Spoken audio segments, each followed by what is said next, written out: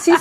Qu'est-ce que vous en pensez, cher Jean-Luc? Non, mais Emmanuel Macron, c'est le roi de la manipulation. Déjà, ça, nous le savons. Et le problème, c'est que, vous savez, ce qui est important, c'est de manipuler les jeunes esprits, avant toute chose. Oui. Comme je l'ai dit, depuis 2017, il nous a fait une succession de petits faits, d'événements, où il nous a habitués, comme on dit avec les drag queens à l'Élysée, avec tout un tas d'événements, les JO, à nous banaliser finalement ce que vous dites LGBT. Mais LGBT, ce que j'ai envie de dire, c'est inclus dans le mouvement woke. C'est plus large que ça. Quand vous dites « est-ce que j'ai le droit de faire l'amour avec mon chien » et tout ça, mais ça, c'est une revendication individuelle de zoophile qui dit « nous, on a des droits ». Et c'est quoi ça? Ça s'appelle le wokisme.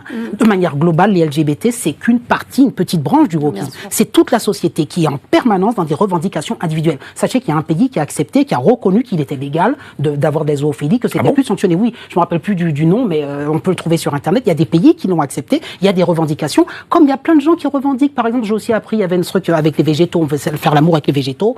C'est une nouvelle. Donc on s'allonge nu dans la nature et on fait l'amour avec les végétaux. Comment ça s'appelle? Je sais plus parce que tous ces trucs tordus. Il naît un truc à chaque fois, une nouvelle mouvance, une nouvelle revendication, une nouvelle spécificité. Est-ce que vous avez parfois des patients, des cas tordus comme ça, qui vous disent voilà.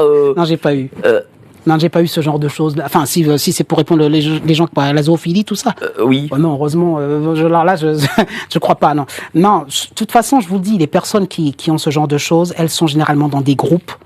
Oui, mais alors là, pour le coup, Stéphanie, tiens, le fait qu'à la tête de l'État, on a trouvé normal d'avoir la situation qui existe.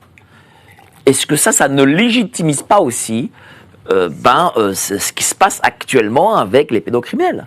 Mais bien sûr, et c'est certainement pour cela que la justice, qui n'est en fait réellement pas indépendante, est très laxiste dans plein de cas, qu'on ne citera pas ici. Et effectivement, de toute façon, quand on voit déjà que Olivier Duhamel, qui était quand même président du siècle, c'est un club élitiste pendant des années, et qui était conseiller de président du Conseil constitutionnel, donc ceux qui font les lois, qui encadrent les lois, il a conseillé des présidents de Conseil constitutionnel de 1983 à 1995.